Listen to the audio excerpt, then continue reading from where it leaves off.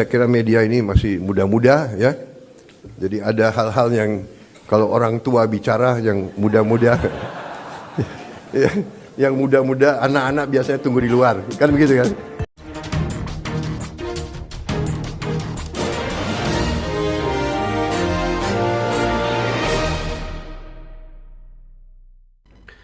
Selamat sore para netizen dimanapun kita berada, salam inspirasi bagi kita semua ya. Kode Pak Prabowo soal bagaimana anak-anak muda ya, dia berbicara dengan wartawan begitu kan. Untuk wartawan yang muda-muda ya, tunggu di luar saja. Nampaknya ini menjadi tamparan keras kepada seorang Gibran.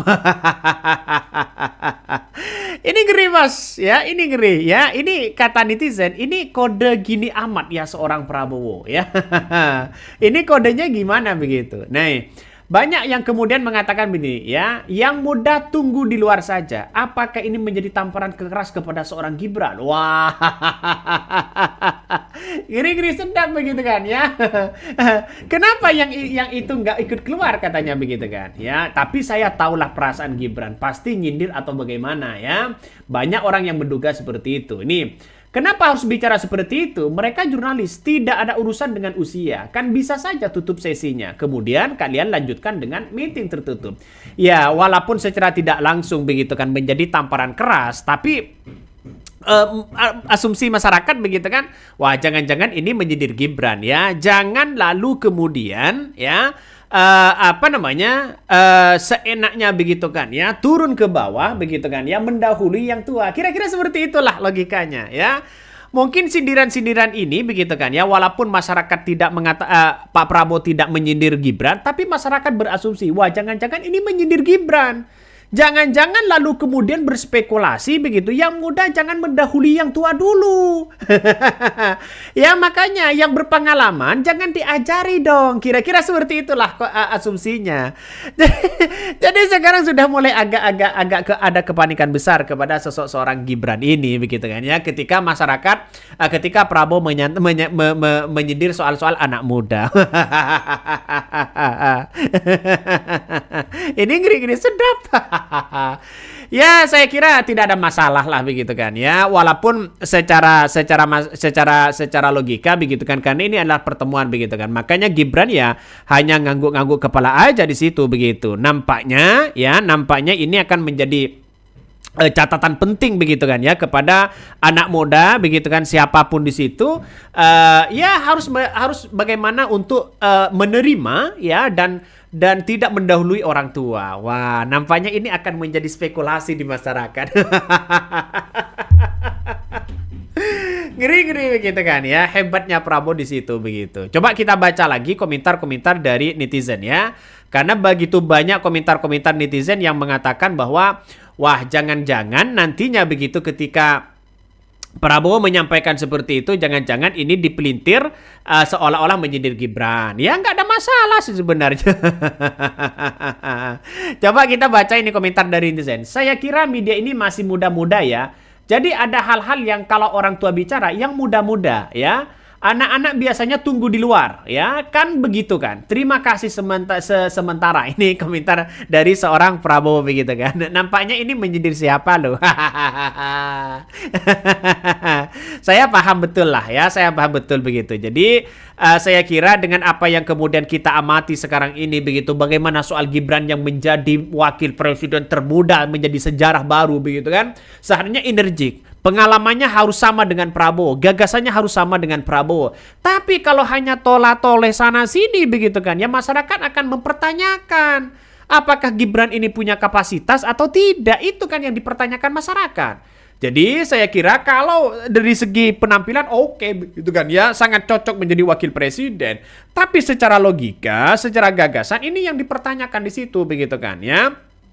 Bisa saja jangan celengak-celongok sana sini begitu. Harus posisi bagaimana marwahnya. Itu yang paling kita lihat begitu. Sosok Prabowo hari ini ke masyarakat ya, dia tampil gagah ya, tampil marwahnya itu keluar begitu kan ya. Jadi masyarakat hormat begitu. Tapi kalau Gibran nampaknya orang-orang akan masih mempertanyakan untuk menghormat seorang Gibran, seorang Jokowi misalnya begitu. Jadi saya kira hal-hal ini orang-orang banyak muncul spekulasinya begitu kan ya. Jangan-jangan ini sindir Gibran dan sebagainya. Banyak dugaan-dugaan itu yang muncul.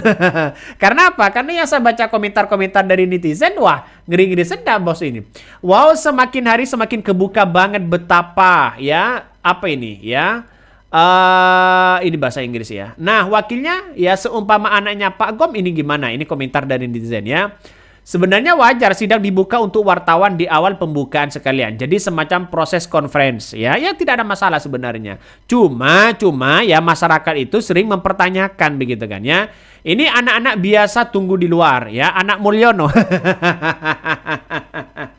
Jadi saya kira melihat begitu kan ya, dengan adanya seperti ini walaupun Prabowo menyampaikan secara fair begitu kepada media, tapi asumsi orang itu pasti melihat bahwa seolah-olah ini menyindir bagi seorang Gibran ya. Anak-anak muda itu ditafsirkan ya. Penyampaian Prabowo itu ditafsirkan bahwa anak-anak muda itu tunggu di luar itu maksudnya jangan mendahului ya orang-orang yang tua dulu. Jangan mendahului orang-orang yang kemudian pengalaman dalam dunia politik. Kira-kira seperti itulah logikanya begitu kan. Tapi ya saya langkah ini begitu kan ya, masalah makan siang bergizi gratis ini nampaknya menjadi kekuatan Gibran. Karena kenapa? Kabarnya ini menjadi diapresiasi begitu oleh masyarakat begitu kan ya.